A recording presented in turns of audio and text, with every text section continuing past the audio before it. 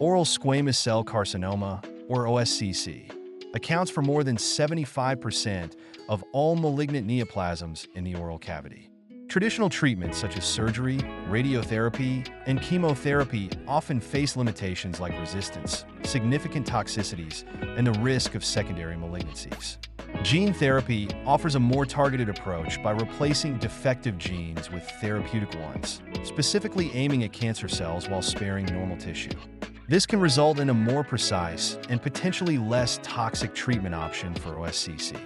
The main risk factors for OSCC include tobacco use and advancing age, with a higher susceptibility observed in individuals in their 5th decade of life or older. Gene therapy involves modifying the genetic material of cells to correct or replace faulty genes, aiming to restore normal cell function or inhibit cancer cell growth. There are two main types of gene therapy: somatic gene therapy, which targets non-reproductive cells, and germline gene therapy, which targets reproductive cells. The therapeutic genes can be delivered using two primary methods: ex vivo, where cells are modified outside the body and then reintroduced, and in vivo, where the genes are delivered directly to the target cells within the body.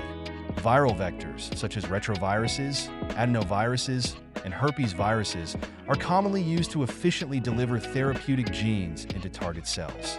However, challenges include potential immune and inflammatory responses, risk of generating infectious viruses, and control limitations over gene expression. Non-viral vectors, on the other hand, use physical or chemical methods like nanoparticles or electroporation to deliver genes. These offer an alternative with potentially lower immune response risks.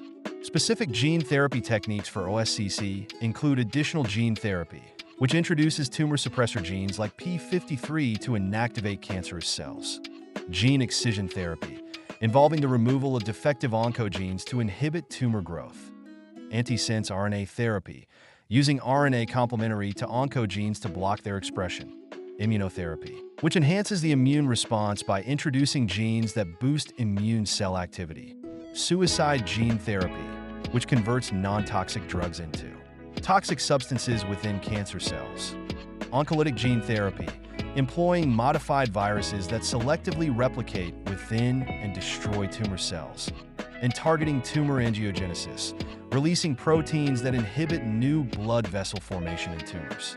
Emerging trends include the use of nanoparticles for improved gene delivery, upregulating genes that inhibit tumor growth, and targeting drug resistance mechanisms with CERNA. The main advantages of gene therapy in OSCC are its ability to specifically target cancer cells, reduce toxicity compared to traditional therapies, potential cost-effectiveness, and improved patient quality of life. However, challenges include the need for multiple treatment rounds, potential immune suppression, inflammatory and toxic responses, and the risk of incorrect DNA integration leading to new tumors.